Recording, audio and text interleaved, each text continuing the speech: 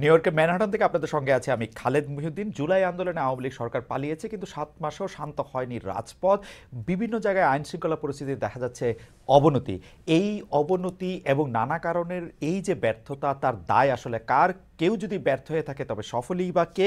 এই নিয়ে কথা বলার জন্য আজ আমাদের সঙ্গে রয়েছেন বাংলাদেশ দূতাবাসের মানে ওয়াশিংটনে নিযুক্ত বাংলাদেশের দূতাবাসের প্রেস মিনিস্টার, জ্যেষ্ঠ সাংবাদিক জনাব গোলাম মুর্তজা। জনাব গোলাম মুর্তজা, আপনাকে আমাদের অনুষ্ঠানে স্বাগত জানাই। আপনি আমাদের এখানে এসেছেন, সেজন্য আপনাকে শুভেচ্ছা ও কৃতজ্ঞতা। ধন্যবাদ।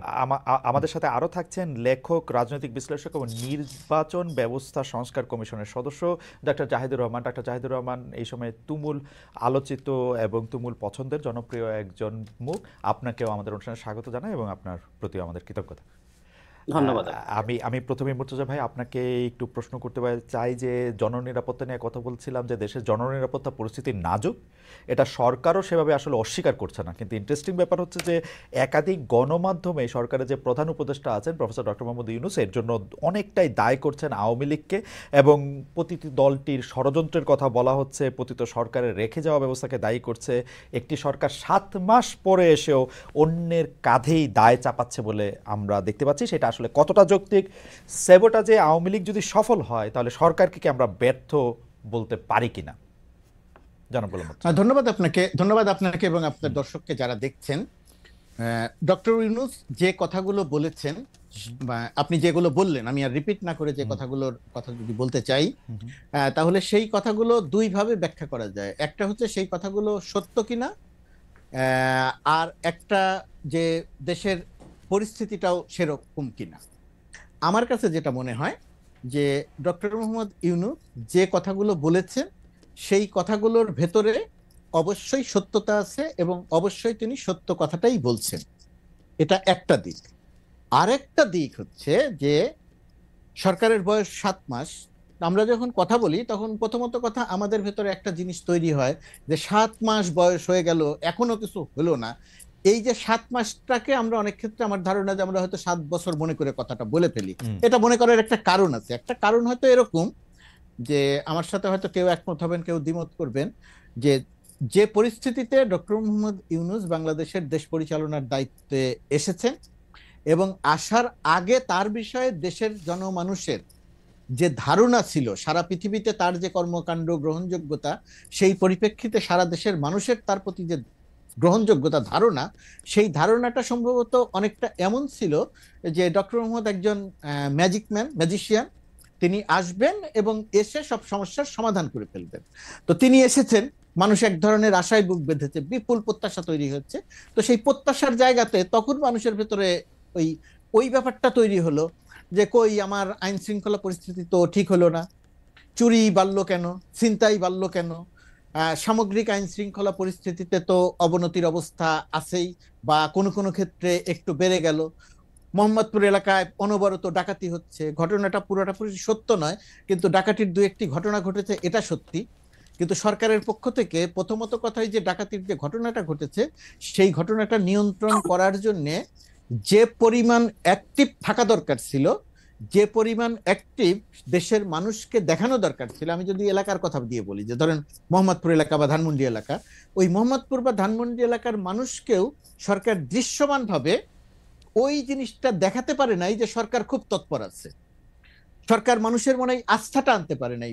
মানুষ একটা সামাজিক যোগাযোগ মাধ্যমে কেউ একজন লিখে দিল যে ডাকাতি হচ্ছে, ডাকাত হচ্ছে, অমুক এলাকায় ডাকাত পড়েছে, একটা পুরো অঞ্চলের পুরো এলাকার সব মানুষ জেগে বসে থাকলো লাইট জ্বালিয়ে, যে ঘুমানো যাবে না, তাহলে ডাকাত আসতে পারে। এই জায়গাটিতে সরকারের যে অ্যাক্টিভ রোল প্লে করার দরকার ছিল, সেই জায়গাটাতে একটা বড় রকমের ঘাটতি আছে। ওকে।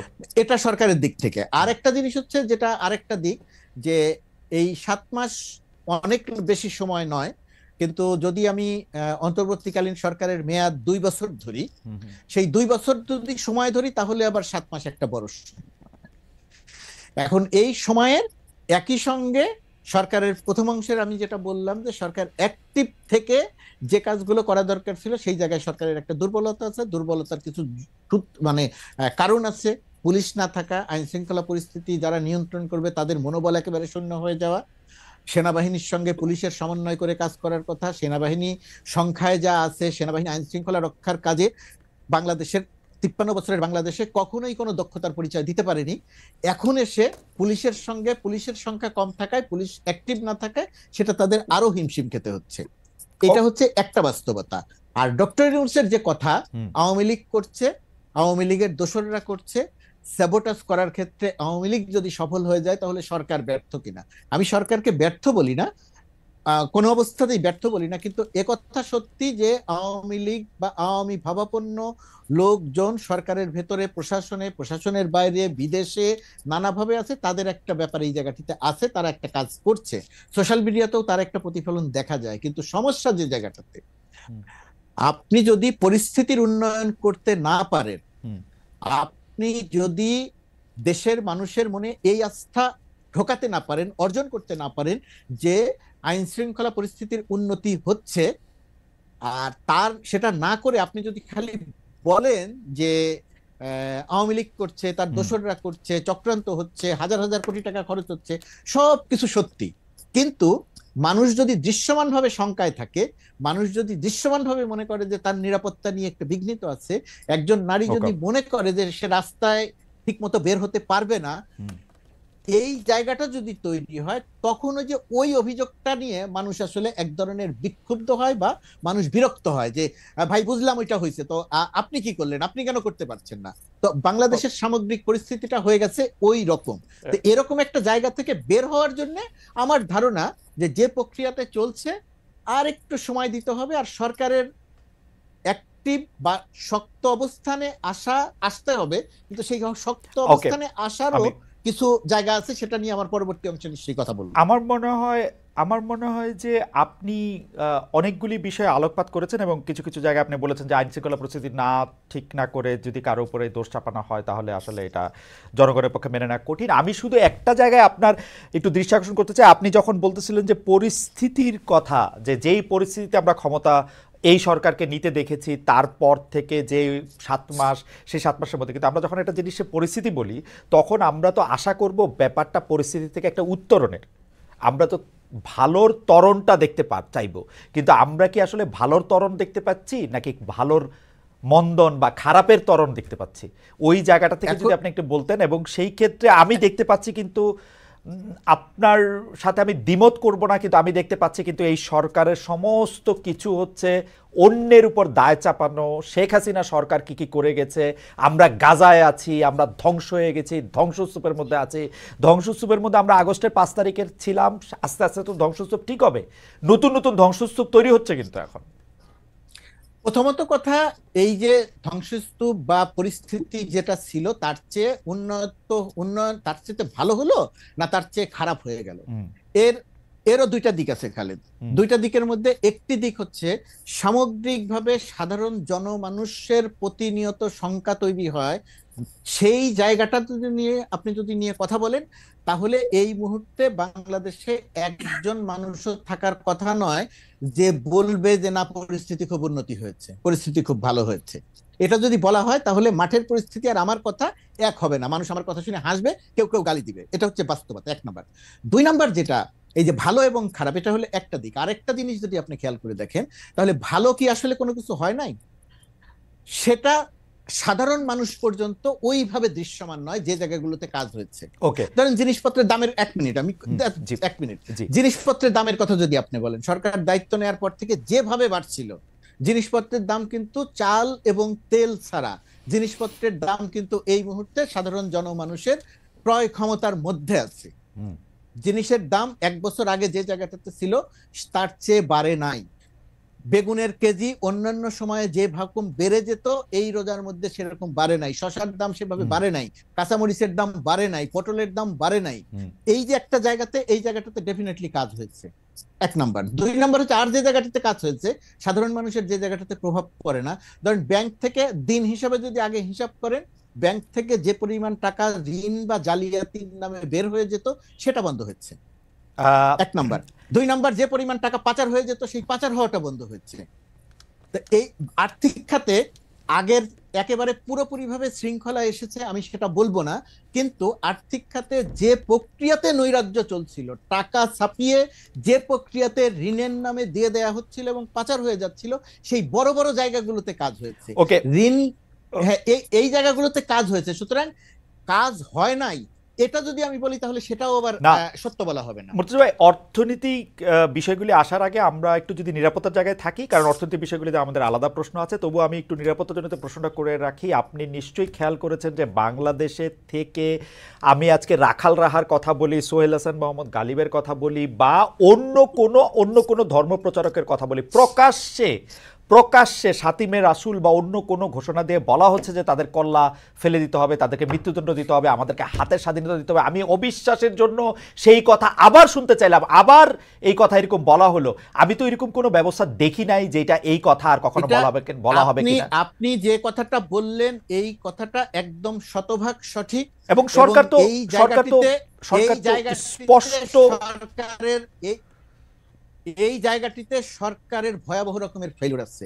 সরকারের পক্ষ থেকে যখন বলা হয় একটা কথা যে এখন থেকে আবার যদি কোনো কিছু হয় তাহলে কঠোর ব্যবস্থা নেওয়া হবে, এইটা সাধারণ জনমানুষের কাছে সঠিক বার্তা হিসেবে যায় না।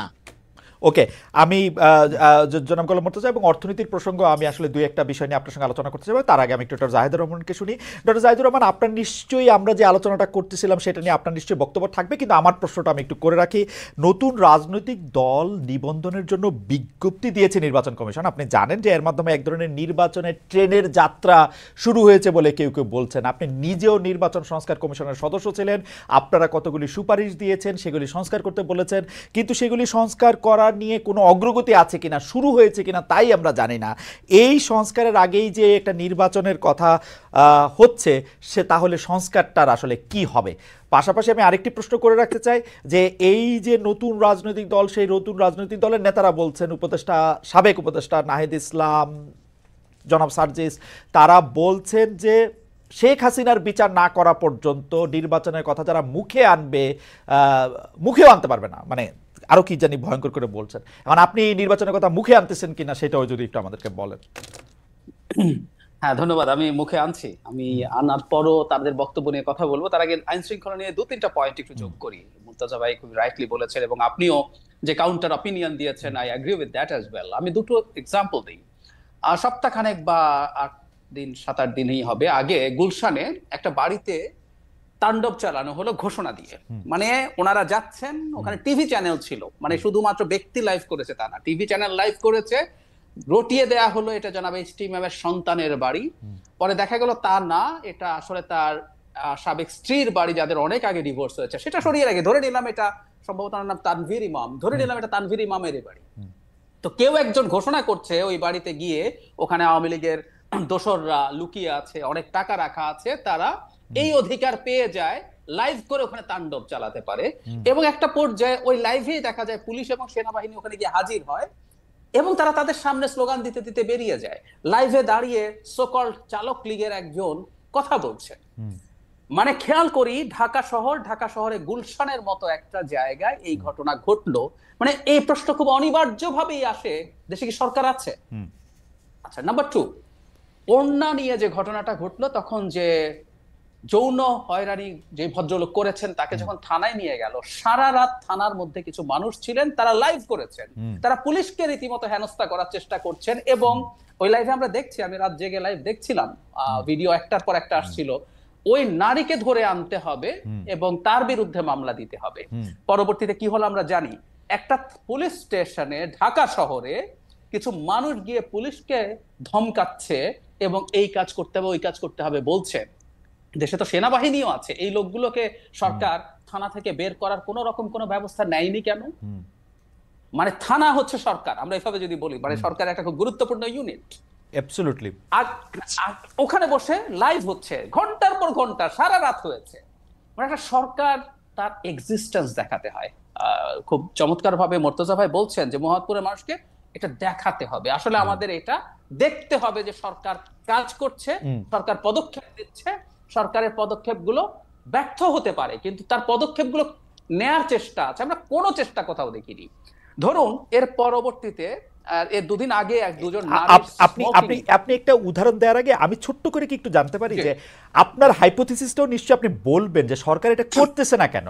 মানে আপনি বলতেছেন যে থানা, যেটা আসলে বিচারালয়ের এক্সটেন্ডেড হ্যান্ড, সেই জায়গার মধ্যে গিয়ে আপনি দাঁড়ায় আসেন বলতেছেন, লাইভ করতেছেন, মুন্ডুপাত করতেছেন সরকারের, বা যেটা এটা ভুল খারাপ সেটা আমি জানি না, সরকার তাদের বিরুদ্ধে কোনো ব্যবস্থা নিতেছে না। প্রকাশ্যে আরো 10টা ঘোষণার কথা আমি বলতে পারি, রাখাল রাহা, সোহেল হাসান কালিবরা ক্রমাগতভাবে মাপ চাইও পার পাচ্ছেন না। মানে কি সরকারটা কই আসলে? সরকার নাই আসলে, এবং সরকার নাই আসলে এখন এই প্রশ্নগুলো এসে দাঁড়াবে। আমরা দীর্ঘদিন থেকে এটা এখনো সরকারের যে ক্রিটিক করছি, আসলে আমরা এই সরকারকে ওন করেই করছি, কিন্তু সরকার আসলে সরকার হয়ে ওঠে, মানে আমি প্রায় এভাবে বলি, বাংলায় আমরা না এটাকে শাসন বিভাগ বলি, বাংলায় এভাবে বলি। সো তাকে তার শাসনটা দেখাতে হবে আইনের চৌহদ্দির মধ্য থেকে, এটা সবচেয়ে জরুরি ব্যাপার। দুজন নারীকে প্রকাশ্যে রাস্তায় বিভৎসভাবে পেটানো হলো, দীর্ঘদিন শোরগোল করার পর, যেই লোককে এটা করেছে তার ছবি ঘুরে বেরিয়েছে না, তাকে দীর্ঘদিন শোরগোল করার পর গত কাল বা পরশু তাকে গ্রেফতার করা হয়েছে, তাই না? মানে এটা করতে হচ্ছে। একটার পর একটা মাজার ভাঙা হয়েছে, 86টা মাজার, আমি সংখ্যাটা হিসাব রাখি সেজন্য আমি বলতে পারি, এখন পর্যন্ত 86টা মাজার, 80টার পর একটা সংগঠন জানিয়েছিল, এরপর আরো 6টা মাজার ভাঙা হয়েছে। কোথাও কোনো পদক্ষেপ সরকারের দিক থেকে নাই আসলে। আমার কাছে একটা জিনিসের জন্য মনে হয়, আমার একটা হাইপোথিসিস আছে, আমি জানি না, বাংলাদেশকে একটা গণতান্ত্রিক ট্রান্সফরমেশনের দিকে এগিয়ে যাওয়া নিয়ে কারো কারো ব্যারিয়ার আছে। মানে এই সরকারকে অনেক এক্সটেন্ড করো, অথবা অন্য কোনো ধরনের সরকার আনার চেষ্টা করো, তার জন্য তো একটা ডিস্টেবিলাইজ করার সিচুয়েশন লাগবে। সরকারের কোনো একটা অংশ কোনোভাবে এর সাথে জড়িত না হলে আমি কোনো ব্যাখ্যা খুঁজে পাই না।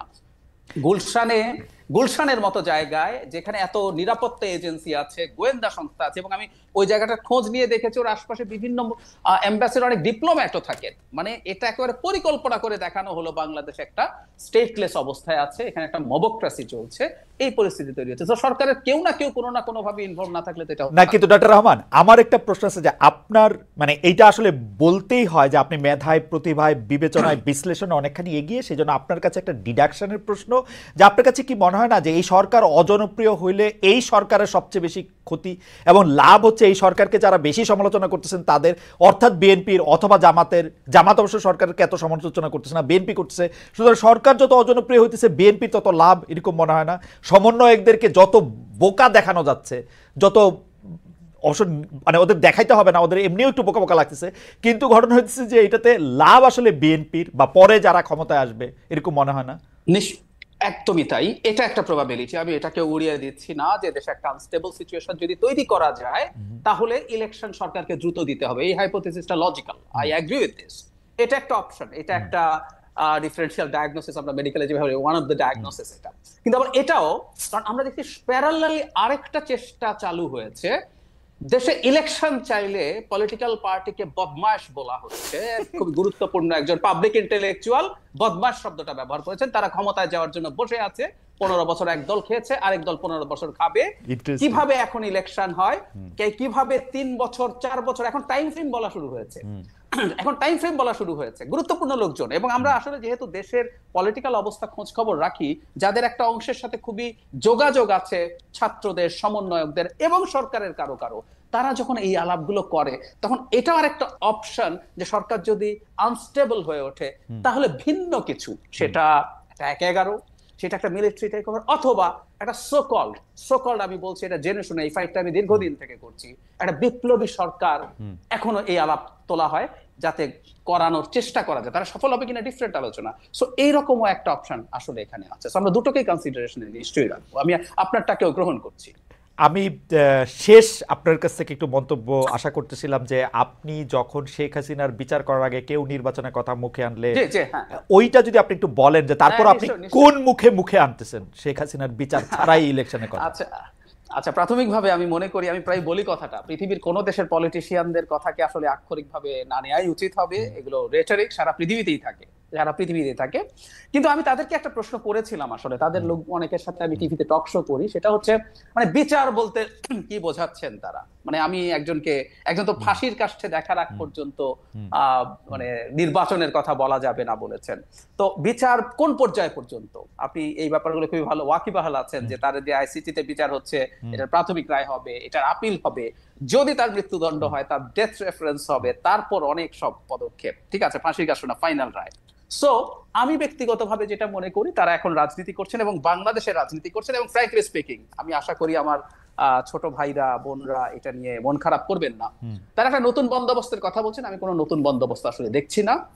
এটা একেবারেই পুরনো বন্দোবস্তের রাজনীতি করছেন, যেখানে আসলে তারা একই রকম ভাবে রেটরিক ব্যবহার করছেন, করে আসলে মূলত যেটা চাইছেন, এটা কখনো সংস্কারের নামে, কখনো এই বিচারের নামে তারা they are interested to buy more time. এবং সেটার কারণটা খুব সোজা, নির্বাচন যদি আর 1-1.5 বছরের মধ্যে হয়ে যায়, তাদের তো আসলে দল খুব বেশি গোছানো হয়নি, সো বেশি সময় পেলে তারা সেটা করতে পারবে না। আপনি বলেছিলেন জামায়াত তাদের সাথে দ্বিমত করছে না, এটারও কারণ একই, কারণ জামায়াত মনে করছে তারা একটা জোট তৈরি করতে পারবে আদার ইসলামিক পার্টি এবং স্টুডেন্টদের সাথেও তাদের যোগাযোগ আছে, বেশি সময় পেলে ভালো হয়, সেজন্যই তারা সংস্কারের পক্ষে আছেন।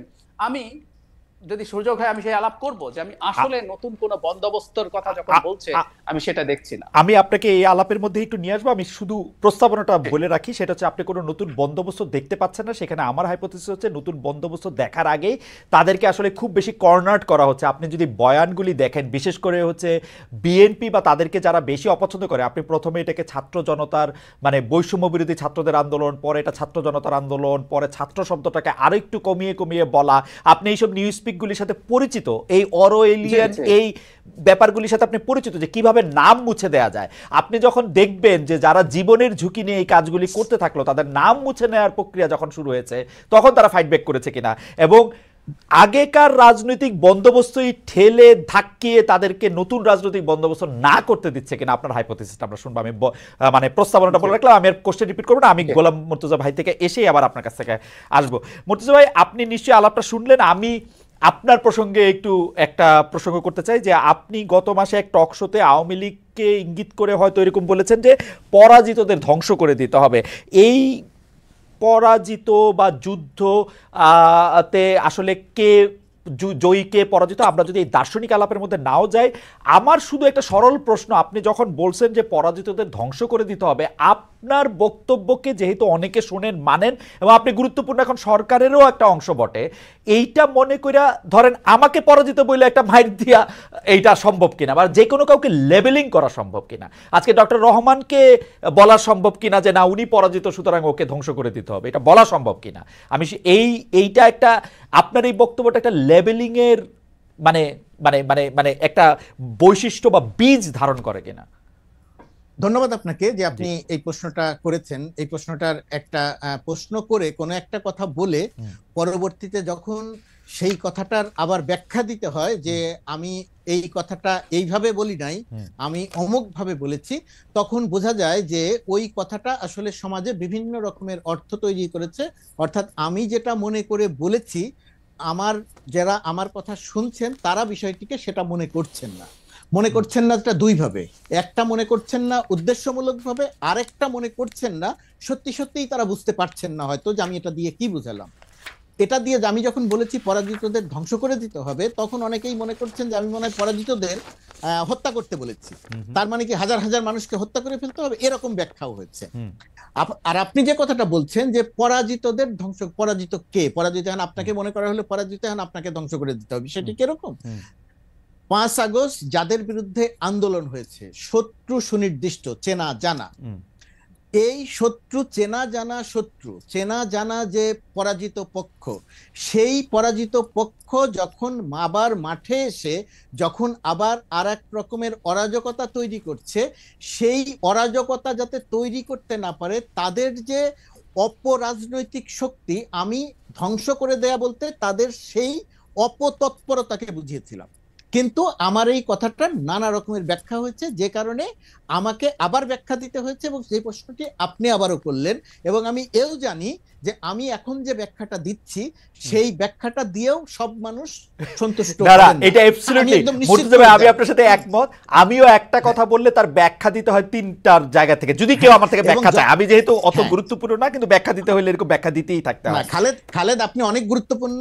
আর আমার বক্তব্যটা খুব পরিষ্কার যে ফ্যাসিস্ট শক্তিকে, যে মাফিয়া শক্তিকে, যেটা জাহিদ ভাই বারবার বলেন যে মাফিয়া, যে টেররিস্ট শক্তিকে বাংলাদেশের মানুষ ছাত্র জনতা আন্দোলনের নেতৃত্ব দিয়েছে, সেই মানুষ রক্তের বিনিময়ে তাদেরকে পরাজিত করেছে। সেই পরাজিত শক্তি, শেষ করি, সেই পরাজিত শক্তি যদি আবার আপনাকে হুমকি দেয় যে আমি তোমাকে আবার হত্যা করব, আমি তোমাকে আবার শিক্ষা দিব, সেই পরাজিত শক্তি যাতে ওই হুমকি আর কোনোদিন দিতে না পারে, আমি সেটাকে ধ্বংস করে দেওয়ার কথা বলেছি। আচ্ছা। আমি পরাজিত শক্তির ধ্বংস বলতে আমি বাড়ি ভাঙা বুঝাই নাই। ওকে। আমি পরাজিত শক্তিকে ধ্বংস করা বলতে হত্যা করাকে বুঝাইনি। আচ্ছা, বাড়ি ভাঙার প্রসঙ্গটা যেহেতু তুললেন, আমি আগে প্রশ্নটা করে রাখি যে মুর্তজা ভাই, আমি আর আপনি তো মনে হয় 30 বছর ধরে পরিচিত, একই রকম জায়গায় আসি, আপনি আমার থেকে সামান্য বড় হইলেও আমরা প্রায় বন্ধুর মতো।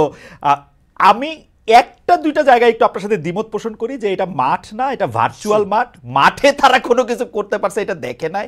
আর 2 নাম্বার, আপনি যে হুমকির কথা বলতেছেন, যে হুমকিকে কেউ কেউ, আমার কাছে মনে হয়, আমি এটা নিয়ে আসলে ডক্টর রহমানের কথাও শুনবো, যে কেউ কেউ এইটাকে একটা ভয় বা আতঙ্কের জায়গায় দেখতেছেন, কিন্তু আমার পায়ে হলো হাসি।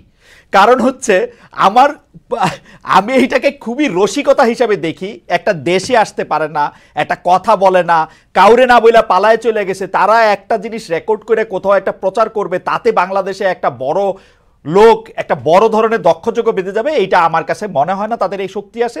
এই শক্তির কথা বলে বলে আমরা তাদেরকে একটা আরো জুজুর ভয় তৈরি করি কিনা। আর আমি প্রশ্ন, এটা আমি ছোট করে একটু আমার 2 পয়সা দিয়ে রাখলাম, কিন্তু আমি প্রশ্নটা করি, বাড়ি ভাঙার প্রসঙ্গে আপনি বলছেন যে আপনি কিন্তু বাড়ি ভাঙতে বলেন নাই, এবং আমার ইন্টারপ্রিটেশন আপনি কখনো বাড়ি ভাঙতে বলেন নাই বা কারো কোনো ক্ষতি করতে বলেন নাই। কিন্তু এই সরকারে থাকা বা এই সরকারকে যারা নিয়োগ দিছে বলে সরকার প্রধান বলতেছে, তাদের মধ্যে অনেকে ঘোষণা দিয়ে বাড়ি ভাঙতে যাইতেছে যেন পিকনিক করতে যাচ্ছে, এইটার মধ্যে প্রতিশোধ নিতে যাচ্ছে যেন এইটা করতে যাচ্ছে। বলা হচ্ছে এই যে নির্বাচনের নাম মুখেও আনা যাবে না। আপনি 1-2 মিনিটে এইটার কথা একটু আপনি বলবেন কিনা, যে এইটা কি ধরনের আচরণ, মানে তারা, মানে এই আচরণ করার মানে কি এই সরকারের মধ্যে থেকে? দেখেন, একটা সরকারের, এই সরকার আমাদের পূর্বে আমরা যে সমস্ত সরকার দেখেছি, আর সেই সরকার আর এই সরকারের মধ্যে তো একটা বড় রকমের একটা পার্থক্য আছে। আপনি বিগত 16 বছরের সরকারের মধ্যে, আমি সরকারের অংশ, ছোট্ট খুব ক্ষুদ্রভাবে অংশ, সেই ক্ষুদ্রভাবে অংশ হলেও আমি যেভাবে যে কথাগুলো বলছি, আপনি বিগত 16 বছরে ওই সরকারের একেবারে ছোট থেকে বড় কোনো নেতার মুখ থেকে, কোনো কর্মকর্তার মুখ থেকে এরকম সামান্যতম কোনো কথা শোনেন নাই। কিন্তু বর্তমান সময়ে এসে এই কথাগুলো আপনি শুনছেন, আমি এই কথাগুলো বলছি। রাইট। এই যে ধরেন নির্বাচন নাম মুখে আনবে না, আমি কিন্তু যে কোনো শোতে বা যে কোনো জায়গাতে কথা বলতে গেলে যে নির্বাচন করবে, আমি তখন আমার একটাই বক্তব্য থাকে, নির্বাচন নিয়ে অনেক রকমের কথা হবে, অনেক রকমের আলোচনা হবে, শঙ্কা হবে, পরিস্থিতি এমন হবে যে আর মনে হয় নির্বাচন হলো না।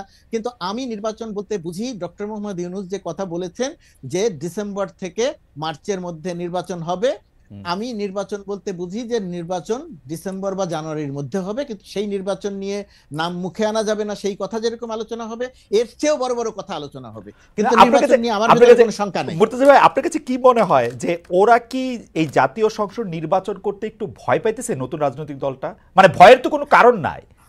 না, দেখেন, একটা রাজনৈতিক দল, একজন রাজনৈতিক নেতা কোন বিবেচনায় কোন কথাটা বলেন, সেই কথাটার অর্থ তিনি কি বললেন আর সাধারণ মানুষ কি ভেবে নিল, রাজনৈতিক নেতার কথাকে আপনি কখনোই হুবহু হিসেবে ধরবেন না। আচ্ছা, যে সে আপনি আমি তো সরল ভাবে, জি না না, আমি ঢাকা শহরে বসে বলছি যে নির্বাচন ডিসেম্বর বা মার্চের মধ্যে হবে, আমি সরকারের অংশ।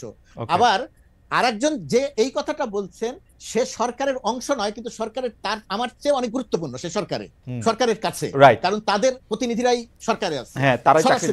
সুতরাং সেই মানুষটা যখন কথা বলছেন, আমি আবার সরকারের অংশ হয়েও আমি বলছি নির্বাচন ডিসেম্বরে হবে, আবার উনি বলেছেন যে নির্বাচনের নাম মুখেও আনবেন না, যদিও উনি তার একটা ব্যাখ্যা দিয়েছেন যে নির্বাচন বলতে ওই ব্যাখ্যা বলতে তিনি বুঝিয়েছেন যে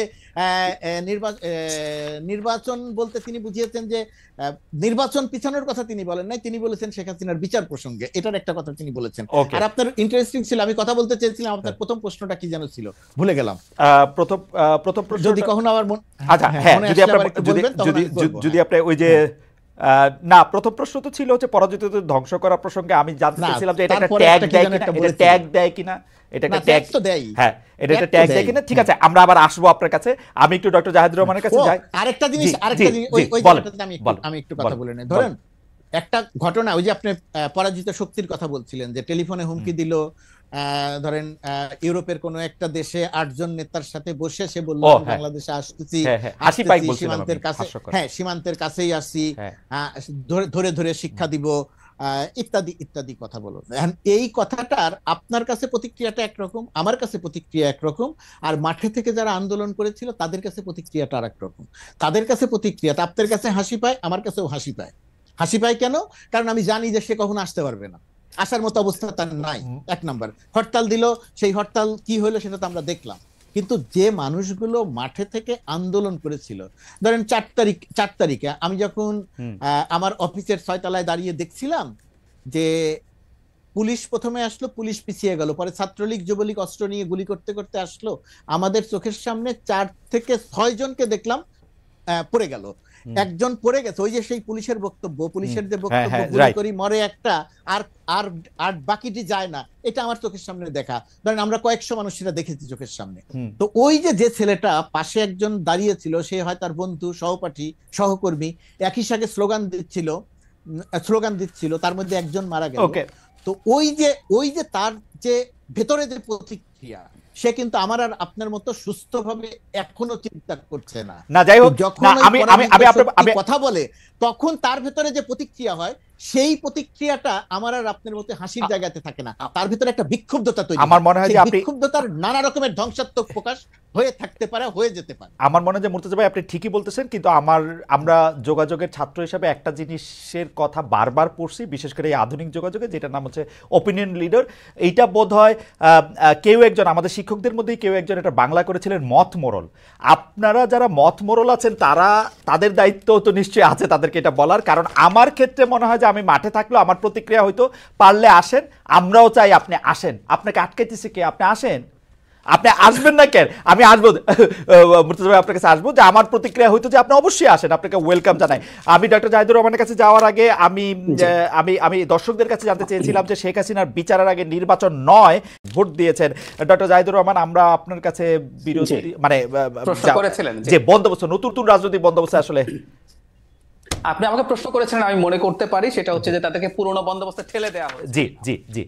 আমরা এখন আমার একটা স্মৃতি মনে পড়লো, সেটা হচ্ছে আমরা তখন অনেক ক্রিকেট খেলা দেখতাম, বহু বছর ক্রিকেট খেলাটা দেখি না। তো আমাদের সময় রিচি বেনো খুব বিখ্যাত একজন কমেন্টেটর ছিল, বেনোকে মানে সবচেয়ে বড় আইকন হিসেবে দেখো। আমি নিশ্চিত না এটা বেনোর কিনা, কিন্তু আমার যতদূর মনে পড়ে বেনোর কথা। কেউ একজন নতুন কোন একজন নতুন জীবনে প্রথমবারের মতো টেস্ট ক্রিকেটে নেমেছেন, ব্যাটিং এ নেমেছেন, এবং প্রথম বলটাই ছিল বাউন্সার, এবং বাউন্সারটা গিয়ে তার মাথায় লাগে।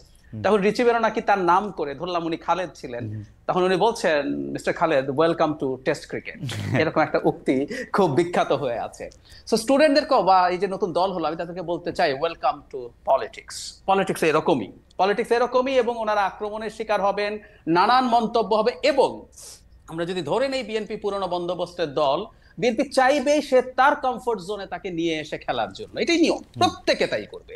আপনি ধরুন, আপনি জার্মানিতে কিছুদিন আগে নির্বাচন হলো, আমেরিকাতে নির্বাচন হলো, মানে বিকশিত গণতন্ত্রের জায়গাগুলোতেও কি হয় আসলে। আমি ভারত তো দীর্ঘদিন গণতন্ত্রের চর্চা করছে, তারপর আমি সরিয়ে রাখি, ট্রু অর্থে লিবারেল ডেমোক্রেসির কান্ট্রিগুলোতে প্রত্যেকটা দল চেষ্টা করে তার পেরিফেরিতে, তার পেরিমিটারের মধ্যে অন্য দলকে নিয়ে এসে রাজনীতি করতে, এটাই নিয়ম, এটি রাজনীতিক খেলাটাই এরকম। সো বিএনপি চেষ্টা করেছে, সে তার পুরনো বন্দোবস্তে এদেরকে আনতে চাইবেন খুব স্বাভাবিকভাবে, কারণ এখানে তার দীর্ঘ সময়ের বুৎপত্তি আছে, স্কিল আছে, দক্ষতা আছে। এখন তাকে তো আসলে ওর বাইরে থাকার চেষ্টা করতে হবে, তার বাইরে থেকে রাজনীতি করতে হবে। আমি একটা উদাহরণ দিই, আম আদমি যখন প্রথম দিল্লিতে, ইনফ্যাক্ট আমি দেখেছি ওনারা আম আদমি কি করছে না করছে সেটাও ফলো করছেন বলে বলেছেন, তারা যখন আসলেন বিজেপি খুব করে চাইলো তার বন্দোবস্ত আইডেন্টিটি পলিটিক্স, হিন্দুত্ববাদী রাজনীতিতে তাকে ঢোকাতে। ও তো ঢোকে নাই, ও না ঢোকে রাদার একদম নতুন স্বপ্ন মানুষকে দেখাতে পেরেছিল, ওয়েলফেয়ারের কথা বলতে পেরেছিল, দে গট ইলেক্টেড, এবং এর পরের বারও হয়েছে, এবার যদিও হননি। তো তার মানে এটাই বলতে চাইছি আমি, এটা নিয়ে আর কাউকে ব্লেম করা যাবে না, কারণ তারা যখন একটা নতুন বন্দোবস্তের কথা বলবেন, সেই নতুন বন্দোবস্তটা নতুন বন্দোবস্ত হবে। এবং আমি একটা কথা একটু তাদের উদ্দেশ্য আগে বলেছিলাম, এটা একটু ইম্পর্টেন্টও, এই যে আম আদমি এবার নির্বাচনে হারলো, আম আদমির চাইতে খারাপ পারফর্ম করে কি ভারতের সরকার পুনর্নির্বাচিত হয় নাই? হয়েছে। সারদা কেলেঙ্কারির পর পশ্চিমবঙ্গে মমতার দল ডুবে যাবে বলছিল, এত ডিজাস্টার এত মানুষের হলো, ও জিতে গেল। তো আমার আন্ডারস্ট্যান্ডিং যেটা, সেটা হচ্ছে এরকম, আম আদমির ব্র্যান্ডিং হচ্ছে আমি দুর্নীতি মুক্ত থাকবো, আমি সুশাসন নিশ্চিত করব, আমি ওয়েলফেয়ার নিশ্চিত করব। সেই আম আদমির যখন সাম পার্সেন্টেজ স্খলন দেখা গেছে, আবগারি শুল্ক নিয়ে, মদের সেই লাইসেন্স নিয়ে যখন ট্রুলি কিছু অভিযোগ মানুষ বিশ্বাস করেছে যে তারা দুর্নীতি করেছেন, বা একজন অরবিন্দ কেজরিওয়াল যখন কোভিড এর মধ্যে লক্ষ লক্ষ বা কোটি কোটি রুপি খরচ করে তার নিজের বাড়ির বিলাসিতা, পুরো মার্বেল উনি চেঞ্জ করেছেন ফ্লোরের, উনি একেবারে ইলেকট্রনিক পর্দা লাগাচ্ছেন কোভিড এর সময়, এই জিনিসগুলো মানুষ নেয়নি। তাহলে আমি যেটা বলতে চাইছি, যারা নতুন বন্দোবস্তের কথা বলবেন তারা আর কে কি করছে তার সাথে না, আমরা চিন্তা করব, আমরা তাকে তুলনা করব তিনি যে ন্যারেটিভ আমার সামনে আনতে চাইছেন সেই ন্যারেটিভের সাথে তুলনা করে। সুতরাং তারা যখন বলেন যে বিএনপি ওখানে এটা করেছে আমরা এটা করতে পারি, এগুলো ভুল জায়গা। তাদের আসলে এই নতুন বন্দোবস্তে যে আলাপ তারা সামনে আনছেন এটা স্ট্রিক্টলি ফলো করতে হবে। আমরা তাদেরকে বিএনপি বা আওয়ামী লীগ বা জামায়াত কারোর সাথে তুলনা করব না। উনি আমাকে যা বলছেন, উনি আমাকে যে স্বপ্ন দেখাচ্ছেন তার সাথেই আমি তাকে তুলনা করব। এটা হলো একটা দিক। আচ্ছা, আমি একটু মাঝখানে একটু দর্শকদের কথা একটু বলে রাখি। দর্শকদের মধ্যে একটা বড় অংশ এই প্রশ্ন করছেন যে নির্বাচন হলে কি হবে। আমি এটাকে একটু বিস্তৃত করি। আপনি কি বলতে পারেন যে নির্বাচন হলে এই রাস্তায় মেয়েদের প্রতি বুলিং বন্ধ হবে? আমরা কি নির্বাচিত সরকারের সময় এগুলি দেখি নাই?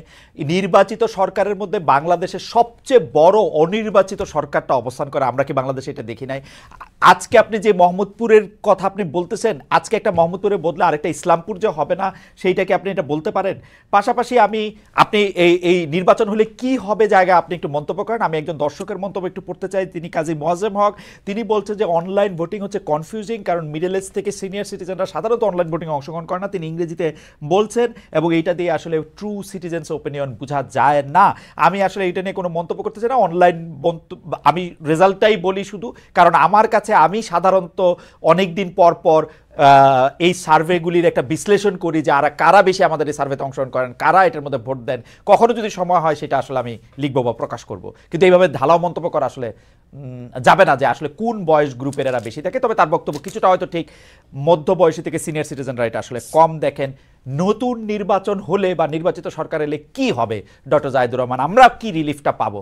আপনি হয়তো মন্ত্রী হবেন, তারেক সাহেব হয়তো প্রধানমন্ত্রী হবেন, আমাদের কি হবে?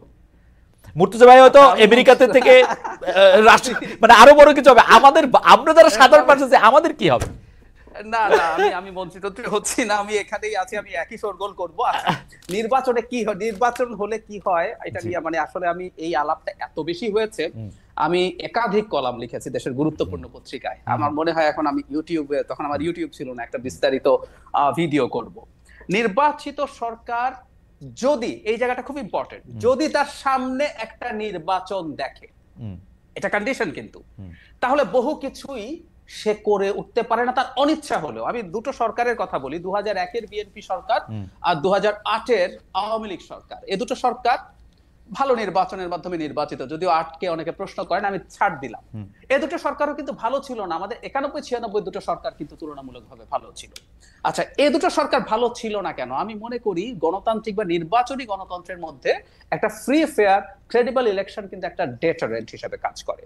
2001-এর বিএনপি সরকারটা ওই সময়কার মানদণ্ডে আওয়ামী লীগের পর যা করেছে তার সময়ের সাথে হিসাব করলে বিএনপির ওই সরকারটা অসাধারণ ছিল, কিন্তু ওই সময়ের মানদণ্ডে প্রিভিয়াস সরকারগুলোর তুলনায় বিএনপি ভালো সরকার ছিল না। আমার আন্ডারস্ট্যান্ডিং হচ্ছে সেইবারও বিএনপি আসলে সামনে একটা ফ্রি ফেয়ার ইলেকশন দেখছিল না। কারণ আমাদের নিশ্চয়ই মনে আছে সুপ্রিম কোর্টের বিচারকদের বয়স বৃদ্ধি করে তত্ত্বাবধায়ক সরকার তাদের পছন্দসই একজন হবেন, এই ধরনের একটা পরিস্থিতি তৈরি হয়েছিল। সুতরাং আপনি যখন নির্বাচন দেখছেন না তখন আপনার চরিত্রের স্খলন হয়। একই কথা আওয়ামী লীগের 8 সালের ক্ষেত্রে আমি বলবো, সেই সরকারটা মোটা দাগে যদি ধরে নিয়ে সুষ্ঠু নির্বাচনে নির্বাচিত হয়েছে, কিন্তু সে জানতো আমি আসলে তত্ত্বাবধায়ক সরকার বাতিল করে দিতে যাচ্ছি।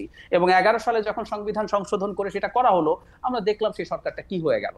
একটা নির্বাচিত সরকার যদি সামনে নির্বাচন দেখে, আমি সবসময় এই শর্তটা যোগ করি, তাহলে না সে চাইলেও অনেক কাজ করে উঠতে পারে না। একটা উদাহরণ দেই, নারীর ভোট লাগবে তো, নারীর ভোট লাগবে, এবং আরবান নারীদের অপিনিয়ন বিল্ডিং এর খুব বড় সুযোগ আছে।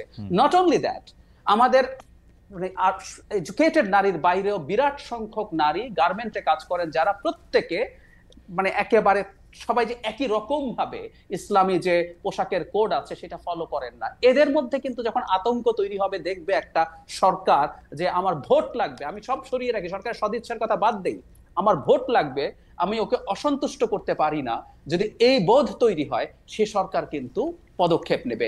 জিনিসপত্রের দাম যখন বাড়তে থাকে, তার মাথায় ভোটের চিন্তা। আমি একটু যোগ করি খালেদ ভাই, আমি আগে বলেছি কিনা, আমি কবির সুমনের একটা গানকে কোট করি, ওনার নেতাদেরকে বিদ্রুপ করা নিয়ে একটা গান আছে হেলিকপ্টার, আমি দর্শকদেরকে বলবো গানটা একটু খুঁজে শুনে নিতে। মানে হেলিকপ্টার হেলিকপ্টার নেতা আসছেন মানে নেতাকে বিদ্রুপ করছে।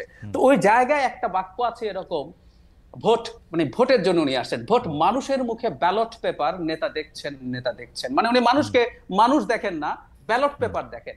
আমি বলি বরং ভাই মানুষকে ব্যালট পেপার দেখাটাও একটা বিরাট অর্জন। আমাদের তো এতদিন আমাদেরকে ব্যালট পেপার হিসাবে দেখা হয় না, আমাদেরকে যদি ব্যালট পেপার হিসাবেও দেখতো আমাদের জীবন আরো অনেক ভালো হবে। সো ওই ব্যালট পেপারটা প্রযুক্ত হবে ফেয়ারলি, এটা যদি হয় দেশের অনেক সমস্যার সমাধান হবে। এইটুকু বলে যোগ করি, এই যে রিসেন্টলি গত বছর নোবেল পেয়েছেন অ্যাসেমাগ্লু এবং রবিনসন, তাদের ওয়াই নেশনস ফেইল বইটার খুব গুরুত্বপূর্ণ আর্গুমেন্ট হচ্ছে এটা, এবং আমাদের অমর্ত্য সেনেরও অনেক গুরুত্বপূর্ণ কাজ আছে, হাউ একটা ফ্রি ফেয়ার অ্যাকসেপ্টেবল ইলেকশন একটা দেশের সিস্টেমকে পাল্টে দেয়। ওকে, আমি আসলে ডক্টর রহমান আপনার বক্তব্যের সাথে আমি মোটামুটিভাবে একমত, কিন্তু আমি শুধু একাডেমিক আলোচনার খাতিরে আপনি যেটাকে বলছেন যে 2001 আর 2008-এর দুইটা বিপরীতমুখী সরকার যারা ইলেকশন দেখতে পাচ্ছিল তাদের অবস্থাটা আপনাকে স্মরণ করায় দেওয়ার জন্য 2001-এর বিএনপি গভর্নমেন্ট আমি আপনাকে মনে করা দিতে চাই।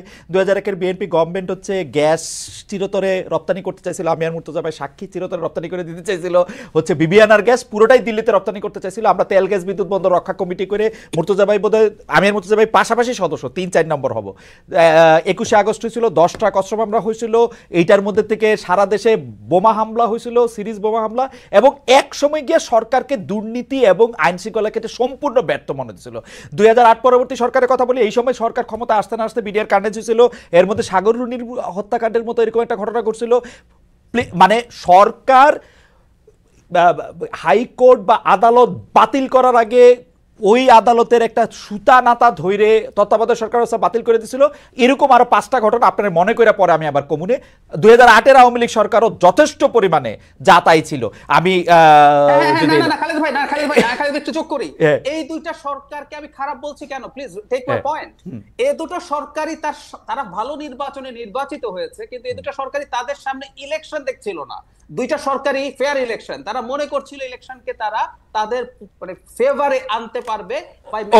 ওকে দেন আপনি খারাপ সরকার, রাইট, তাহলে আপনি ঠিকই বলছেন। আমি আমি আমি মনে করছি আপনি এই দুইটা সরকারকে বলতেছেন যে তারা ইলেকশন দেখতেছিল না। ওকে বড় তাহলে আমি উল্টা বুঝছি, তারা উল্টা বুঝছি। হ্যাঁ, তারা উল্টা বুঝছে। যদি তারা দেখতো যে তাদের সামনে একটা ফ্রি ফেয়ার অ্যাকসেপ্টেবল ইলেকশন হবেই, তাইলে তারা এরকম খারাপ হতো না, তাইলে এরকম খারাপ হতো না। রাইট, হ্যাঁ, তাহলে এটা ঠিক আছে। আমি একটু মুর্তজা ভাই আপনার কাছে যাই। মুর্তজা ভাই, আমি আপনার কাছে যাওয়ার আগে হাত দিয়ে ধরে রাখছিলাম যে একটা মন্তব্য পড়ার জন্য খুব পছন্দ হয়েছে মন্তব্যটা একটু পড়ি। সালমান প্রধান তিনি বলছেন 3 রংহীন প্রাণী, উনাদের কি ভূমিকা এই দেশের জন্য? স্বাধীনতার 53 বছর পরে এসে দেশের এই অবস্থা, কামড়াকামড়ি বন্ধ হচ্ছে না, মাঝখান থেকে এই সব সুবিধাবাদী লোকজন কোটি কোটি দেশের টাকা হাতিয়ে নিচ্ছে। আমার ধারণা কোটি টাকার ভাগটা, আমি যেহেতু দেশের বাইরে আছি, কোটি টাকার ভাগটা আপনারা দুজনই পাইছেন এবং মুর্তজা ভাই নিশ্চয়ই অনেক টাকা পয়সা নিয়েও আসবেন। টাকা বাইরে যায়। হ্যাঁ, আচ্ছা, তাহলে আমিও খোঁজ করলে নিশ্চয়ই পাবো। কিন্তু মুর্তজা ভাই, আমি কোশ্চেনটা করে রাখি, জোকস অ্যাপার্ট, এটা হচ্ছে যে আমাদের একজন দর্শকদের মন্তব্য যে আমরা 3 জন রংহীন মানুষ, কিন্তু জাহেদের রং তো একটু বোঝা উচিত। জাহেদ খুব নির্বাচন চাইতেছে, জাহেদ কিন্তু খুব প্রো নির্বাচন, আর মুর্তজা ভাই তো সরকারের পক্ষে, মুর্তজা ভাইও রংহীন না, সুতরাং এটা একটা ভুল হয়েছে মনে হয়। যাই হোক, আমি মুর্তজা ভাই আপনার কাছে প্রশ্ন করতে চাই যে বিবিসি বাংলার সাক্ষাৎকারে আমাদের প্রধান উপদেষ্টা বললেন যে ভারতের সঙ্গে সম্পর্ক আমাদের খুব ভালো, কিন্তু ভারত থেকে বারবার সরাসরি বলা হচ্ছে নির্বাচিত সরকার না এলে সম্পর্কটা স্বাভাবিক হবে না। ভারত বাংলাদেশের বারবার নিরাপত্তা পরিস্থিতি, সংখ্যালঘু নিপীড়ন, অংশগ্রহণমূলক নির্বাচনের কথা বলছে। শেখ হাসিনার বা আওয়ামী লীগের পাশেই কি থাকছে ভারত? মানে আপনার বিশ্লেষণটা আসলে কি? এখানে আমি ভারতকে আমি যেভাবে দেখতে চাইতাম বা ভারতের খোঁজ খবর রাখি, আমি আমাদের কথা যেটা জায়েদ ভাই বললেন, আমাদের কলকাতার মমতা, সাউথে কি হয়, আমি মোটামুটি ভাবে একটা খোঁজ খবর রাখার চেষ্টা করি এবং ভারতের আমলাতন্ত্র, ভারতের পলিটিশিয়ান, এদেরকে জানার এবং বোঝার চেষ্টা করি। আমি এদেরকে নিয়ে মোটামুটি একটা উচ্চ ধারণা পোষণ করতাম। ভারতের গোয়েন্দা সংস্থার প্রতি আমার এক ধরনের উচ্চ ধারণা ছিল, কিন্তু এই বাংলাদেশের এবারের গণ অভ্যুত্থানের পরে ভারতের যে অবস্থান আমি দেখলাম, তো ভারত কেমন যেন সবকিছুতে একেবারে তালগোল পাকিয়ে ফেললো। ভারত যেন কোথাও কোনো কুল কিনারা পাচ্ছে না। ভারত একটা জাহাজে ছিল, হঠাৎ করে যে একটা ঝড় আসলো এবং সেই ঝড়ে জাহাজটা ডুবে গেল, ভারত সেই ঝড়ের কোনো পূর্বাভাস আগে থেকে পেল না। এরকম একটা অবস্থায় ভারত কেমন যেন এমন একটা মানে ইম্যাচিউর আচরণ করছে, অপরিপক্ক আচরণ। এইটা কি হইতে পারে? আপনি আরো বেশি জানবেন, এটা কি হইতে পারে যে প্রফেসর ইউনূসকে একরকম সমর্থনই করে গেছে ভারত আসলে? মানে প্রফেসর ইউনূসের সরকারকে, যেমন শেখ হাসিনাকে বন্দী করে রাখছে ভারতে, আসতে দিতেছে না তো, নড়তেও দেয় না, আসতেও দেয় না, ছবিও তুলতে দেয় না। না, শেখ হাসিনা আসতে চাইলে আসতে দিবে, শেখ হাসিনা আসতে চায় না, শেখ হাসিনার আসার সেই সাহস নাই ভাই। শেখ হাসিনা জাতিসংঘের হিসাব অনুযায়ী কমপক্ষে 1400 মানুষকে হত্যা করে পালিয়েছে। তো এই 1400 মানুষকে হত্যা করে পালিয়েছে। শেখ হাসিনা আবার তখনই আসবে যখন এসে শেখ হাসিনা আবার 14,000 মানুষ হত্যা করার মতো শক্তি নিয়ে আসতে পারবে। তো সেই শক্তির আপাতত কোনো সম্ভাবনা নাই, সেই কারণে আসবে না। তো আপনার যে কথা যে ভারত শেখ হাসিনার পক্ষে, তো ভারতের এই রাজনীতির জায়গাটা আমি বুঝতে পারছি না। আপনি খেয়াল করে দেখবেন যে এখন পর্যন্ত ভারতের যে সংবাদ, ভারতের যে তথ্য, সেই তথ্যে 5 তারিখে যে শেখ হাসিনার পতন হচ্ছে, 4 তারিখে যে মোটামুটি ভাবে নিশ্চিত হয়ে গেছে, আমি আর আপনি যতটুকু জানি ভারত তো ঠিক ততটুকুই জানে, ভারতের চেয়ে বেশি কিছু জানে না। ভারতের থেকে বেশি কিছু জানে না, তার প্রমাণ হচ্ছে যে পুরো ঘটনায় সে আকস্মিকভাবে বলে না যে হতবিহ্বল হয়ে যাওয়া, কিং কর্তব্য বিমূঢ় হয়ে যাওয়া, ভারত সেই কিং কর্তব্য বিমূঢ় হয়ে গেছে।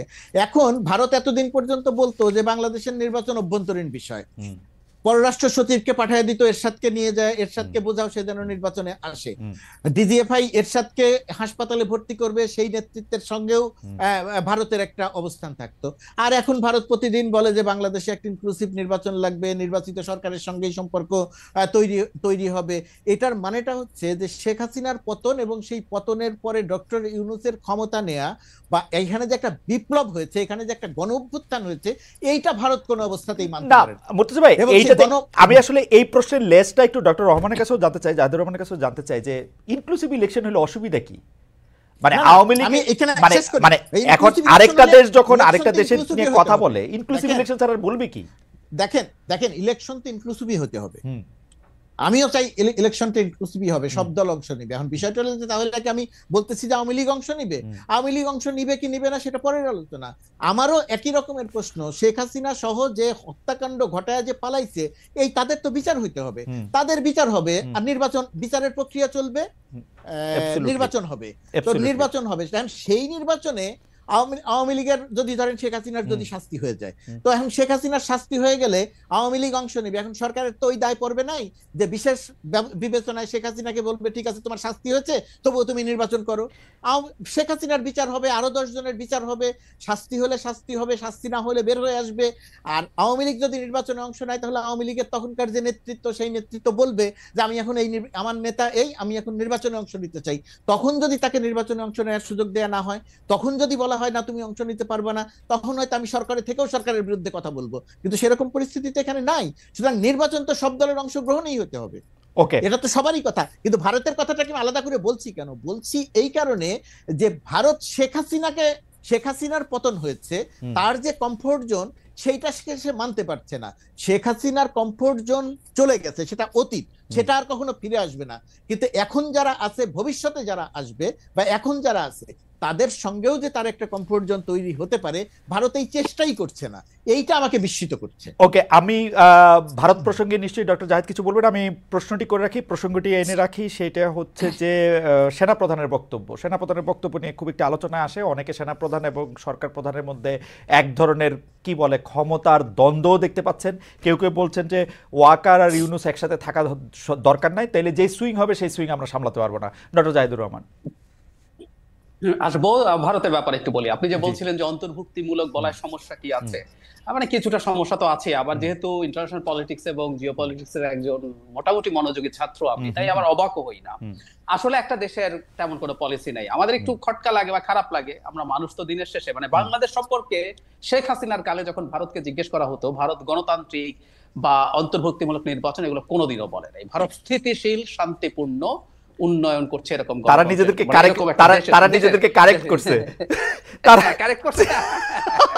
তারা নিজেদের কারেক্ট করছে। একদম, মানে আসলে এটাই ঘটে। আমি ওই প্রায় বলতাম যখন আসলেই কিন্তু গত 15 বছরে বারবার বিএনপি জামায়াত ইলেকশনে অংশ নিতে পারবে কিনা এই প্রসঙ্গটা ধরে বা ইঙ্গিতে করে ভারতকে যখন এই প্রশ্ন করা হইতো, ভারত বলতে এটা তাদের নিজেদের ব্যাপার।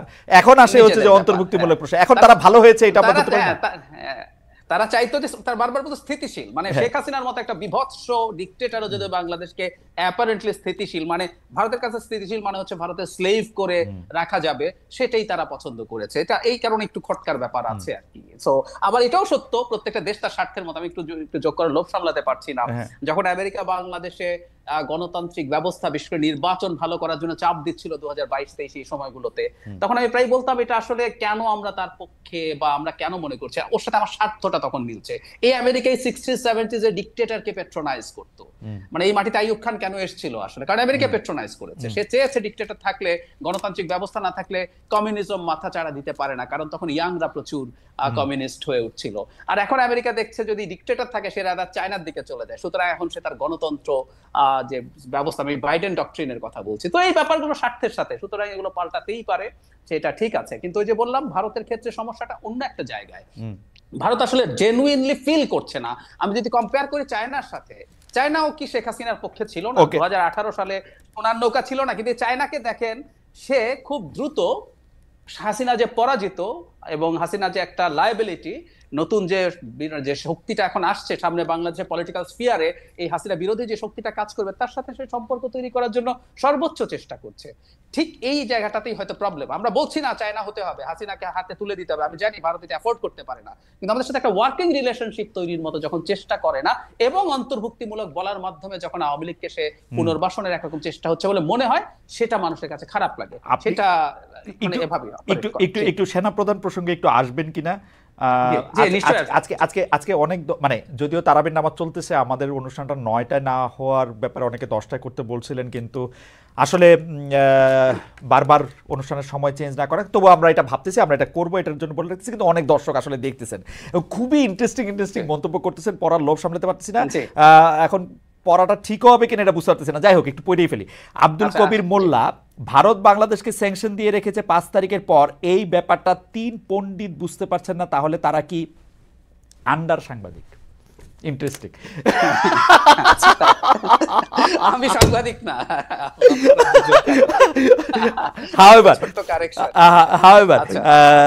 আপনি সেনাবাহিনী নিয়ে যদি একটু বলেন। আপনার মন্তব্যের কথা যেহেতু বললেন, সেই মন্তব্যের মধ্যে আমি একবার দেখার চেষ্টা করছিলাম যে মাহমুদুর রহমান একটা শব্দ ব্যবহার করেছিল আমার সম্পর্কে, যে গিরগিটি সাংবাদিক। আচ্ছা, তো এই গিরগিটি সাংবাদিকটা দেখেন অনেকবার ব্যবহার হয়েছে, কিন্তু এই যে শব্দটা যারা ব্যবহার করছেন, যে দর্শকরা যারা ব্যবহার করছেন, আমি ঠিক নিশ্চিত নই তারা গিরগিটি শব্দটার অর্থটা বোঝেন। আমি তাদের আন্ডার এস্টিমেট করছি না, বোঝেন কিনা না, হয়তো মোটামুটি ভাবটা বুঝতে পারছে, মানে যারা দেখা যে রং বদলায়, যে রং বদলায়। আমার কথা যদি আপনি দেখেন, দেন কোন দর্শকের পক্ষে এটা বোঝা খুব কঠিন। আমার রং যে আমি বদলেছি এইটা ভাবার কোনো কারণ নাই, আমি কোনো রং বদলাই নাই। উল্টো মাহমুদুর রহমান লিখেছিলেন, মাহমুদুর রহমান 2007-8 সালের সময়, যে সময় তিনি ওই বিনিয়োগ বোর্ডের চেয়ারম্যান ছিলেন, যে সময় তিনি উপদেষ্টা বা প্রতিমন্ত্রী ছিলেন, তখন তিনি ছিলেন ভারতের টাটার সবচেয়ে কাছের লোক, আর এখন তিনি সবচেয়ে বড় ভারত বিরোধী। তো রং যদি বদলায় সেটা তো মাহমুদুর রহমান না, সেটা তো রং বদলাই না। সেটা তো আসলে একটা বিখ্যাত সেইং আছে পলিটিক্যাল সায়েন্সের ক্ষেত্রে, আমরা সেনাপ্রধানের কাছে, সেটার মধ্যে ঘটনা হতেছে যে এটা শেরেবাংলাকে ফজলুল হককেও যখন জিজ্ঞাসা করা হলো যে পৃথক ভোটের বদলে আপনি আবার এখন একক ভোটের কথা বলতেছেন, কয়দিন আগে পৃথক ভোটের কথা বলছিলেন, এখন আবার একক ভোটের কথা বলছিলেন, তখন তিনি বলছিলেন যে ঈসার দিনে ঈসা, মুসার দিনে মুসা, এটা বলা যায়, এতে কোনো অসুবিধা নাই। আসলে মানে আমার মনে হয় যে শেরেবাংলা ফজলুল হককে আমার বিরাট রাজনৈতিক দার্শনিক মনে হয়, বিশেষ করে তার কথাবার্তার জন্য, এবং এইসবটা। আমি একটু সেনা, আসলে আমরা অনুষ্ঠান প্রায় শেষ করছি, but I would like to request our producer to extend it for, আপনাদের যদি কোনো অসুবিধা না থাকে আমরা আরেকটু বেশি সময় 10-12 মিনিট একটু বেশি সময় কথা বলি, যেহেতু এটা টেলিভিশন না, আমরা এটা আসলে এটা সুযোগটা একটা নিতে পারি, এটা ফিক্স পয়েন্ট। আমি সেনা এই প্রসঙ্গে অবশ্য মুর্তজা ভাইয়ের কথা একটু শুনবো। ডক্টর জায়েদ রহমান, আপনি যদি একটু বলতেন যে সেনা প্রধান এবং সরকার প্রধান দুজনকে খুব যুযুদান মনে হচ্ছে কিনা?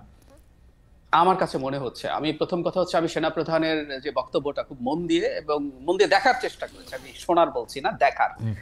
এটা কমিউনিকেশনে বলে, আপনি একটা মানুষের 100% কমিউনিকেশন পেতে হলে উনি শুধু কি বলছেন তা না, উনি কি ভঙ্গিতে বলছেন, তার বডি ল্যাঙ্গুয়েজ, তার ফেসিয়াল এক্সপ্রেশন সবকিছু দেখতে হয়। তো আমি দেখেছি তার মধ্যে ক্ষোভ ছিল, মনে হয়েছে বিরক্তি ছিল, কারণ উনি এবার বিরক্তি ভাষায়ও প্রকাশ করে ফেলেছেন যে তাদেরকে বা সেনাবাহিনীকে আক্রমণের বিষয় করা হচ্ছে বা বিভিন্ন জায়গায় কাদা ছোঁড়াছুড়ি, এবং উনি কয়েকবার এক দফায় রাজনৈতিক দল বা গ্রুপগুলোকে আপনারা বলছেন এবং আরেক জায়গায় সরকারকেও আপনারা বলছেন, বিশেষ করে সরকার যখন এই তদন্ত, অপরাধগুলো তদন্ত এবং বিচারের কথা বলছেন, মানে এবং ওনার বক্তব্যের ধরনে মানে উনি একটা ডিফারেন্ট এন্টিটি।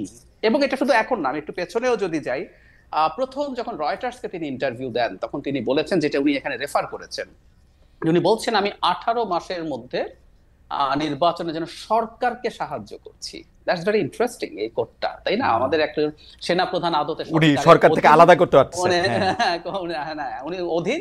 তবে আবার আমি এভাবেও একটু দেখতে চেয়েছি যে আমাদের আসলে একটা ভিন্ন পরিস্থিতি এখন আছে, যেখানে সেনাবাহিনীর সম্ভবত, আমরা এটা সম্ভবত এটা আমরা ধরে নিতে পারি, কিছুটা ডিফারেন্ট একটা অবস্থান আছে। তো যাই হোক, তার এই বক্তব্য যখন হলো নির্বাচন বা সবকিছু নিয়ে, আমি প্রধান উপদেষ্টাকে যখন জিজ্ঞেস করলো বিবিসি বাংলার পক্ষ থেকে, বিশেষ করে যখন কাদা ছোঁড়াছুড়ি নিয়ে সভরেন্টি আমাদের কোনো হ্যাম্পার্ড হতে পারে কিনা, একটা পর্যন্ত স্বীকারও করলেন, এবং হুইচ ইজ ভেরি রাইট। আমরা এই ক্রাইসিসের সময় যদি প্রচুর নিজেদের মধ্যে বাদানুবাদ এবং সংঘাতে জড়িয়ে পড়ি, সেটা সমস্যা হবে। কিন্তু আমি খেয়াল করলাম আমাদের প্রধান উপদেষ্টা শুরু করেছেন একটু বিরক্তি দিয়ে, যে তার বক্তব্য এন্ডোর্স করা বা না করা তার কোনো ব্যাপার না, এখানেও কিন্তু জি আমার মনে পড়েছে নিশ্চয়ই। আমার মনে হয় যে আপনার বিশ্লেষণের পরিপ্রেক্ষিতে আমি একটু জনাব গোলাম মুর্তজাকে শুনতে চাইবো যে সরকার প্রধান এবং সেনা প্রধান কি আসলে মানে আমি কি বলবো, তারা দুই জায়গা থেকে বাংলাদেশকে দেখতেছেন কিনা, দুইটা ভিন্ন ডাইমেনশন থেকে। সেনাপ্রধান খুব সহজেই ডক্টর ইউনূস বলতেছেন, শেখ হাসিনাকে শেখ হাসিনা বলতে পারতেন আসলে। এই যে সেনাপ্রধানের যে বক্তব্যের যে ব্যাখ্যাটা বা যে কথাটা আপনি করলেন বা যে ব্যাখ্যাটা জাহিদ ভাই দিলেন, এই জায়গাটাতে এটা ভাবার খুব বড়ভাবেই সুযোগ আছে যে দেখেন, সরকারের অংশ সেনাবাহিনী না, স্বাভাবিকভাবে সেনাবাহিনীর জায়গায়, এটা একটা ব্যাপার। আর এর বাইরে সামগ্রিকভাবে বাংলাদেশ, সেই বাংলাদেশের একজন প্রধানমন্ত্রী বা প্রধান উপদেষ্টা, তার আওতায় তো সবাই, সেনাবাহিনী তো তার বাইরে না, সেনাবাহিনী তো তার ভেতরে। সুতরাং সেরকম একটা জায়গা থেকে সেনাপ্রধান যখন ওই বাচন ভঙ্গিতে যখন বোল্ডলি বলেন 18 মাসের মধ্যে নির্বাচন, আপনারা এটা পারছেন না, আপনারা হানাহানি করছেন, আমার কাছে মনে হয় যে সেনাপ্রধান এই কথাটা বলতে গিয়ে সেনাবাহিনীকে এবং সেনাবাহিনী প্রধান নিজেকে একেবারে সম্পূর্ণ সবকিছু থেকে আলাদা করে তারপরে কথা বলছে। কিন্তু বিষয়টা তো তা না।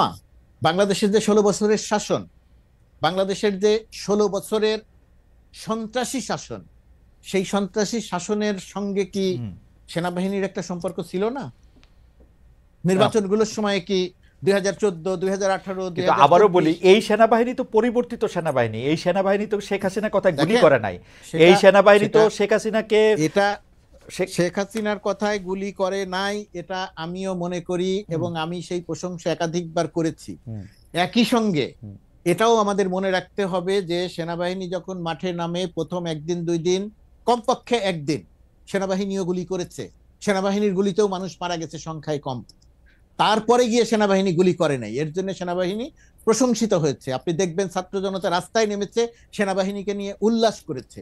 এখন এই উল্লাসের পাশে সেনাপ্রধান এই কথা বলার পরে এবং জাতিসংঘের মানবাধিকার হাই কমিশনার যখন কথা বললেন যে আমরা সেনাবাহিনীকে বলেছিলাম যদি এখানে শক্তি প্রয়োগ করতে আসা হয় তাহলে আর শান্তি মিশনে নিয়োগ পাবে কি পাবে না, এরকম একটা বক্তব্য যখন আসলো, আপনার কাছে মনে হয় না যে ভলকার টুর্ক আসলে এই কথাটা যখন বলেছেন তখন তিনি আসলে সত্য গ্রাউন্ডটা দেখেছেন কিনা?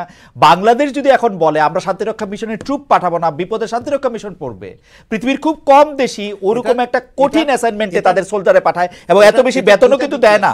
মুর্তজা ভাই, এত বেশি বেতনও কিন্তু দেয় না। এটার খালেদ, এটার দুইটা দিক আছে। বাংলাদেশ ছাড়া, বাংলাদেশ যে পরিমাণ, যে সংখ্যায় শান্তি মিশনে যায়, এখন পর্যন্ত জাতিসংঘের কাছে এর কোনো বিকল্প নাই। বাংলাদেশ না গেলে নিঃসন্দেহে বিপদে পড়বে, নাই বিপদে, একটা দিক। আরেকটা দিক হচ্ছে এই শান্তি মিশনে যাওয়ার ক্ষেত্রে একেবারে সিপাহী থেকে শুরু করে উপর পর্যন্ত যেভাবে আছে, এবং আপনি যেটা বলছেন যে অনেক টাকা দেয় না, সামগ্রিকভাবে যে বেতন, যে সুযোগ সুবিধা, তার চেয়ে অনেক বেশি টাকা পাওয়া যায়, জীবনের ঝুঁকি নিয়ে মানুষ সেখানে যায়।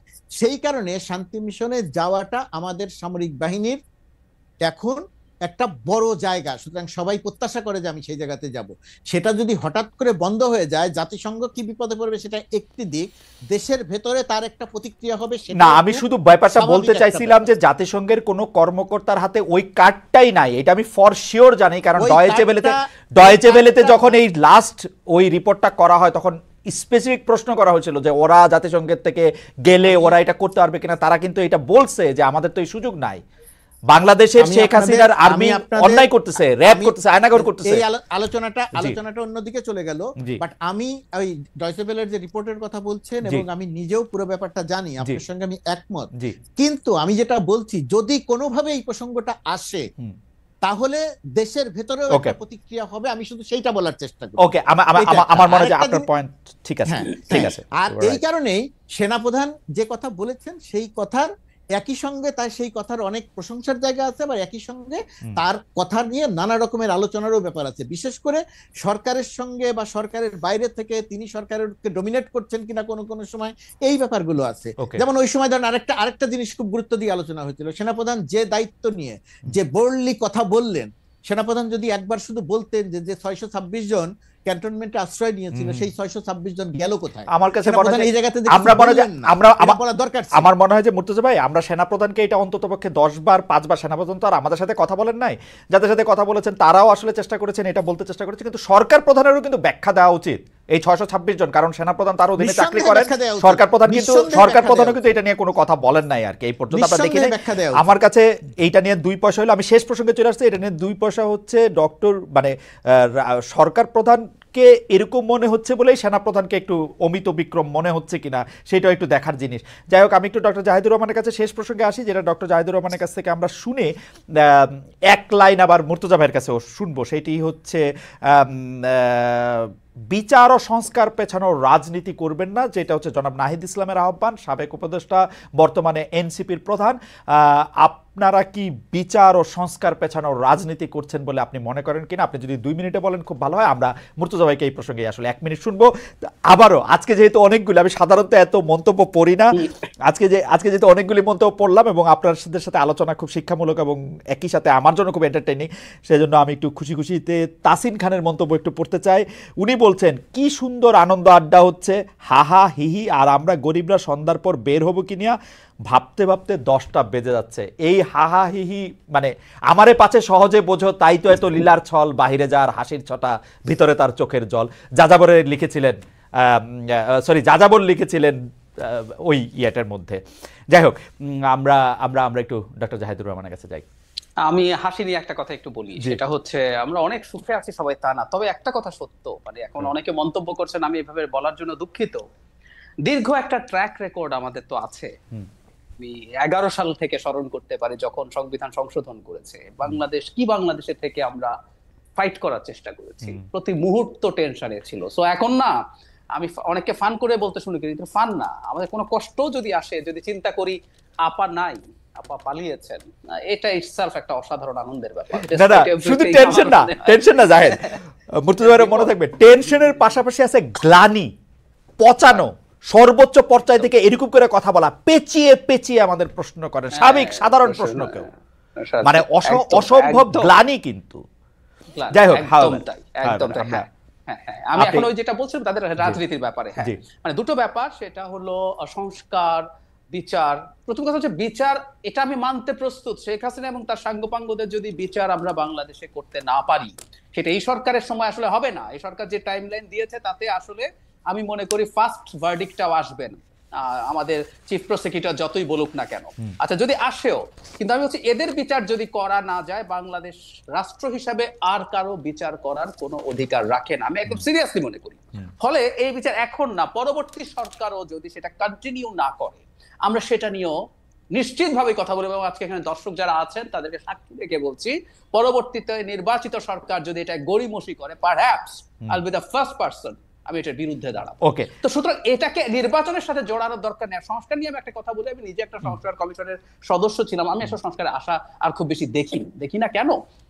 সরকারটা নানা ক্ষেত্রে এত ব্যর্থতার পরিচয় দিয়েছে এবং এত দুর্বল হয়ে গেছে। সরকার যদি একটা শক্ত জমির উপরে দাঁড়াতে পারতো, আমি সরি, কেউ বলতে পারেন যে না বিএনপি সংস্কার নিয়ে ন্যূনতম সংস্কারের কথা বলছেন, তারা কেন চাইছেন না? আমি রাদার মনে করি আসলে রাজনীতি এভাবে কাজ করে। রাজনীতি কাজ করে কোন দল কিভাবে অবস্থায়। বিএনপি এখন দেখছে মাঠে তার অবস্থান অনেক বেশি শক্তিশালী, সরকার দুর্বল। এবং আমি বহু মানুষকে দেখছি নির্বাচন চাইতে, এটা শুধুমাত্র খুবই খেটে খাওয়া মানুষের সংকট হয়েছে তা না। আমি ব্যক্তিগতভাবে কয়েকজন ব্যবসায়ী আমাকে বলেছেন যে তারা আর পেরে উঠছেন না, নির্বাচন ছাড়া অর্থনীতি ভালো হবে না। আমার মনে হয় না সংস্কার খুব বেশি কিছু হতে যাচ্ছে। ব্যবসায়ীদের বলার মধ্যে অবশ্য নানা ধরনের কাহিনী থাকে, নির্বাচন ছাড়া অর্থনীতি ভালো হবে না, কারণ তারেক সাহেব আমাকে চিনে। হবে না খালেদ ভাই, আমাদের ওই সুযোগ নাই। আসলে অর্থনীতির খুব বেসিক কি এটা। আমি মেনে নিলাম আমি রসিকতা করতেছিলাম, মেনে নিলাম। মুর্তজা ভাই, আপনি যদি 1 মিনিট বলেন, আমরা আসলে সময় পার হয়ে গেছি। আবারও একটা দর্শক মন্তব্য আপনাদের শোনাই। সাদাত বলছেন, আগে আওয়ামী লীগ ভোট দিতে চাইতো না, এখন নতুন দলই ভোট দিতে চায় না, কেন জানি মনে হচ্ছে ভাই ভাই। এই আপনি যে সংস্কার এবং বিচারের জায়গা থেকে রাজনীতি করা প্রসঙ্গে আপনি যদি 2টা লাইন বলেন আমাদের। আর প্রথমত কথা নতুন দল নির্বাচন দিতে চাইছে না বলে আওয়ামী লীগের সঙ্গে মিলনে এত সরলীকরণ করার কোনো সুযোগ নেই, এই বক্তব্যটা সঠিক নয় প্রথমত। দ্বিতীয়ত কথা, আরেকজনের যে মন্তব্য করলেন আমরা হাসাহাসি করছি, রসিকতা করছি, এই হাসাহাসি বা রসিকতা করার একটা পরিবেশ তৈরি হয়েছে দেশে, এটা আমাদের সবাইকে স্বীকার করতে হবে, বুঝতে হবে। ওই ভদ্রলোক যিনি মন্তব্য করছেন, তিনি যে নির্দ্বিধায় মন্তব্য করতে পারছেন, আমাদেরকেও যে গালাগালি করতে পারছেন, ডক্টর ইউনূসকে গালাগালি করতে পারছেন, তার কারণ তিনি জানেন যে তার গুম হওয়ার আর কোনো সম্ভাবনা নাই। কারণ তিনি জানেন না। এখন আমাকে আবার আমার শিক্ষকের মতো ফেসিবাদের দালাল বলেন না, কারণ আমি যেহেতু এই মন্তব্যগুলি পর্যবেক্ষণ করতাম, সেটা আমি কিন্তু দেখতাম শেখ হাসিনা প্রচুর গালি খাইতো অনলাইনে, মানে আমার মন্তব্যের মধ্যে, মানে কিন্তু সেই সময় নামগুলি লুকাইতে হইতো, আরো কি জানি করতে হতো বা বিদেশে থাকতে হতো। এবং সেই গালির একটা বড় অংশ গালিটা দিত দেশের বাইরে থেকে, দেশের ভেতরে থেকে গালি দেওয়ার সংখ্যা অনেক কম ছিল।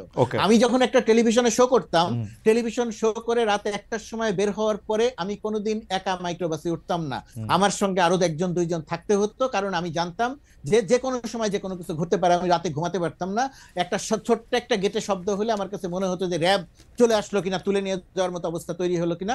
বাংলাদেশে এখন অনেক আতঙ্ক আছে। কিন্তু ফ্যাক্ট রিমেন্স যে আমরা আসলে আগের চেয়ে অনেক ভালো পরিস্থিতিতে আছেন, এটা আপনি মনে করতেছেন, কিন্তু আমার সংবাদ অনেক সংকট আছে, ডেফিনেটলি আমরা অনেক ভালো পরিস্থিতি, আমার সংবাদ মাধ্যমের অনেক আতঙ্ক অনেক কম এখন। মুর্তজা ভাই, অনেক রকমের সমস্যা আছে, কিন্তু তারপরে মুর্তজা ভাই আমার একটু, আমি 1 মিনিট, আচ্ছা আমি শুধু এটা বলে রাখি যে মুর্তজা ভাই, আপনার ডক্টর জাহেদেরও আমি দেখেছি যে তিনি মানে আমাদের অনেক শ্রদ্ধাভাজন মানব জমিনের সম্পাদক মতিউর রহমান সাহেব বলছেন যে এই সরকারের মধ্যে কি কারো কোনো অসুবিধা নাই, কারো কোনো উপদেষ্টা নিয়ে তো কখনো কোনো এরকম বাইর হয় না। যাই হোক, জাহেদ 1 সেকেন্ডই যদি একটু বলেন। বের হয় না, সেটা সাংবাদিকদের ব্যর্থতা, যেটা সম্পাদকের ব্যর্থতা, যিনি বলছেন তারও ব্যর্থতা হতে পারে, আমারও ব্যর্থতা হতে পারে। আচ্ছা ঠিক আছে, আমি জাস্ট 2টা বাক্য বলি খালেদ ভাই, সেটা হলো শেখ হাসিনা নাই, আমাদের প্রধান ব্যারিয়ারটা আমরা সরিয়েছি, আমরা এবার ডিবেট করব, মাঝে মাঝে ঝগড়াঝাটি করব, কিন্তু এই দেশটাকে আমরা ঠিক করবই, ফর শিওর। ওকে, আমরাও আশা করি যে এই দেশটা ঠিক হবে, এবং আমাদের দর্শকদের মধ্যে যারা খুব রেগে আছেন, খুব বকাবকি করছেন, তাদের মনের মধ্যে আসলে শান্তি প্রকাশ করবে। আপনাদের যদি কোনো কারণে একটু কষ্ট লেগে থাকে, নিশ্চয়ই আপনি এটার মধ্যে এটা বলবেন। আমি আপনাদেরকে অনেক ধন্যবাদ জানাচ্ছি। আজকে আসলে এরকম একটা রমজান মাসে এরকম তারাবির নামাজের মধ্যে অনেক দর্শক আমাদেরকে দেখেছেন, এবং তার জন্য আমি জনাব গোলাম মুর্তজা আপনাকে এবং ডক্টর জাহিদুর রহমান আপনাকে অনেক অনেক অনেক ধন্যবাদ দিচ্ছি। দর্শক, আপনাদের সঙ্গে আমার আবার দেখা হবে পরের অনুষ্ঠানে।